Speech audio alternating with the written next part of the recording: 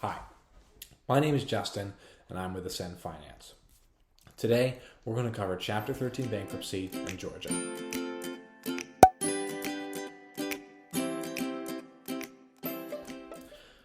What percentage of Chapter 13 bankruptcies do you think actually end successfully? Meaning actually get you out of debt? Only 38.8%. Why? Well, it's often related to cost and many other variables. So here's what we'll cover in today's video. First, a quick Chapter 13 bankruptcy introduction. Second, your monthly Chapter 13 plan payment. Third, the Chapter 13 bankruptcy costs in Georgia. Fourth, the Chapter 13 bankruptcy process in Georgia. Fifth, Chapter 13 bankruptcy pros and cons. And sixth, and finally, Chapter 13 bankruptcy alternatives. Before we begin and I go any further here, please understand a Chapter 13 bankruptcy in Georgia can be complex. It can be. So please feel free to ask any questions or comment below, and we'll do our best to respond as quickly as possible. Also, please like the video if you enjoy it. Those are always encouraging to me. But now let's cover a quick introduction. So first, what is Chapter 13 bankruptcy? Chapter 13 bankruptcy is known as a wage earner's plan because it allows individuals with a regular income to pay back some or all of their debts. The Chapter 13 bankruptcy plan is a monthly payment plan for often 3 or 5 years. People like Chapter 13 because it can stop wage garnishment, foreclosure, and also give you legal protection against your creditors. One of the most important things to understand is the affordability of a Chapter 13 bankruptcy in Georgia. Basically, how much do you pay each month, and how many years are you going to be in this plan?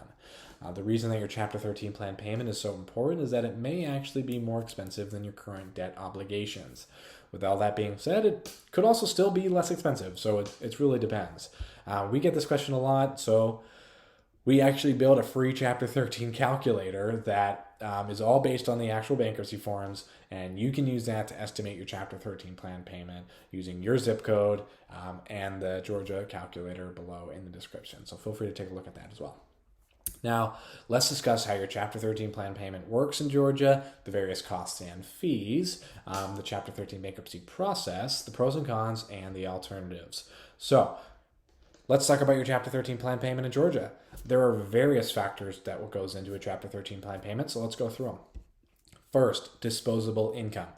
This is going to be calculated based on the amount of income you have each month after subtracting allowable payroll deductions and allowable living expenses from your gross monthly income. So you can always check our calculator or the government means test website for the local standards for Georgia for the housing, utilities, and transportation. Assets.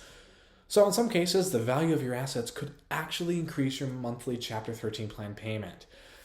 That's because if you have any assets that have large amounts of non-exempt equity, that will have an impact, or could potentially, right?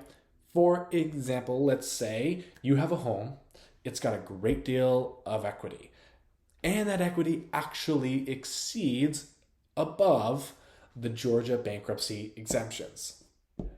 That means your Chapter 13 plan payment could be much higher. With regards to debts, so some debts must be paid in full, some will only be partially paid. Really depends on priority debts compared to the non-priority debts. So priority unsecured debts are going to be taxes, alimony, child support, administrative costs, right? Other creditors that have debts like medical bills, personal loans, credit card debt, those may only receive partial payments. Also, Chapter 13 plans typically include mortgage back payments and car loan payments as well. Something to consider. Recent financial transactions. Those are important as well. Some recent financial transactions could impact your Chapter 13 plan. Duration is also a very important thing to consider in a Chapter 13 bankruptcy. Question is, are you eligible for a 3 or 5 year plan? Well, your average monthly income compared to a Georgia median income guideline is used to help consider whether you qualify for a 3 or 5 year plan. Below, and also right here, is the median income guidelines for cases filed in Georgia after May 15th, 2021. You can always check our calculator or the government's means testing website for up-to-date data as it changes every 6 months. Chapter 13 bankruptcy fees in Georgia. Let's touch on that. So the main fees to consider in a Georgia bankruptcy is Chapter 13 bankruptcy attorney fees, trustee fees, bankruptcy courses, miscellaneous costs. So the calculator, the Chapter 13 calculator that we built, actually accounts for all those fees. So let's cover these fees one by one. First, attorney fees. The Chapter 13 bankruptcy attorney fee in Georgia is estimated to be $4,250. The fee may depend on district. So a Chapter 13 attorney fee may be different in Augusta compared to Columbus, right? So it really depends on the district. Next, Chapter 13 bankruptcy trustee fee. Chapter 13 bankruptcy is often a 3 or 5 year plan, right? So there are many administrative costs attached and tasks. So it really depends on the trustee there. So, however, here's a breakdown of the Georgia bankruptcy trustee fees. It's generally going to be around 5.8 to 9.1%. Just as a reference, as this can also result in thousands of dollars paid to trustee fees. Now, finally, filing fee. The bankruptcy filing fee for a Chapter 13 case is $313. The fee is paid to the bankruptcy court. This fee is a national fee, not specific to Georgia. There are miscellaneous fees such as bankruptcy courses and getting to court as well. Just something to consider. So let's now cover the Chapter 13 bankruptcy process. The process is important to understanding when filing bankruptcy. So here are some questions to consider in the process to file.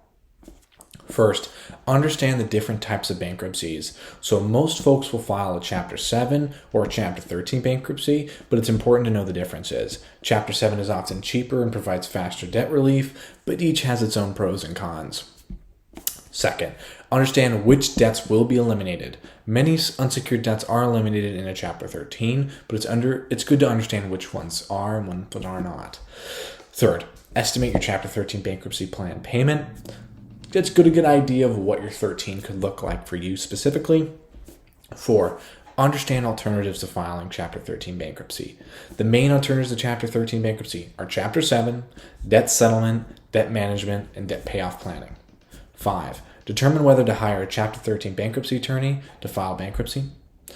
6, take a credit counseling course. 7, file bankruptcy petition and other forms. 8, a Chapter 13 bankruptcy trustee is assigned to your bankruptcy filing. 9, attend the Chapter 13 bankruptcy court meetings. 10, take a second mandatory debt education course. 11, continue to make your Chapter 13 monthly plan payments. And 12, you'll receive your bankruptcy discharge. As you can see, there's a whole slew of steps in the process, but some of the processes are just understanding whether you'd like to file bankruptcy or not. The 5th, let's go over the Chapter 13 bankruptcy pros and cons. We'll first cover the pros and cons, First pro is it can prevent foreclosure so that you can keep your home by catching up with the past due mortgage payments over 3 to 5 years. Another pro, it can stop wage garnishments, seizures, levies, or any debt collection lawsuits. Pro, it can stop creditor harassment. Another pro, it can stop wage garnishments I was saying before. You may also get a discharge on a second mortgage through a Chapter 13. Another pro, you may be able to pay less than what you owe to satisfy the secured lien on your vehicle. Another pro, catch up on past due child support and alimony. Another pro could be getting rid of unsecured debts for pennies on the dollar. You may be able to resolve tax debts and IRS problems. And finally, another pro would be that you can protect property from being sold to pay the debts. Now, let's cover the downsides. One con is the cost of the Chapter 13 bankruptcy can sometimes be expensive. And it's often 3 or 5 years. It can have a negative impact on your credit score, and it can reflect negatively on your credit report as well. 2 other cons are, first, low payment flexibility. It may have a difficulty variability of what your payment would look like. And finally, your monthly plan payment can increase if your income increases. Now we have an idea of the pros and cons. I want to jump into Chapter 13 bankruptcy alternatives. So now let's cover the common Chapter 13 bankruptcy alternatives in this video here. So first, let's cover Chapter 7 bankruptcy. So Chapter 7 bankruptcy is often the least expensive option and the fastest form of debt relief. You can get rid of debt relief in as little as 120 days, and there's no Chapter 13 trustee, and the attorney fees are also a lot less expensive because the cases are less complex. Many people file Chapter 7 when they qualify and are not at risk of losing any belongings in the bankruptcy. Second, let's cover debt settlement. So debt settlement is where a company or you negotiate and settle debt with your creditors. The goal is to reduce the payment burden of all your debt by around 50%, which will help lower your monthly payment, thus providing debt relief. There are definitely pros and cons of debt settlement, so definitely do your research. Third, let's cover debt management. Debt management is often where a nonprofit credit counseling agency negotiates the interest rate on your current debt. They may negotiate a high interest credit card on a 25% interest rate down to 9%. The goal is to reduce your monthly payment. You may also be on a 3 or 5 year payment plan. I hope this video has been helpful in your understanding of filing a Chapter 13 bankruptcy. You can visit the Chapter 13 bankruptcy calculator below to estimate your planned payment. Did you learn anything, something new from this video? Please click the subscribe button, as we're going to put more and more videos out to hopefully help you make the most informed decision. Now, I'd like to turn it over to you. What are some questions you have about filing Chapter 13 bankruptcy? Please comment below, and I'll do my best to respond as quickly as possible. Thanks for watching.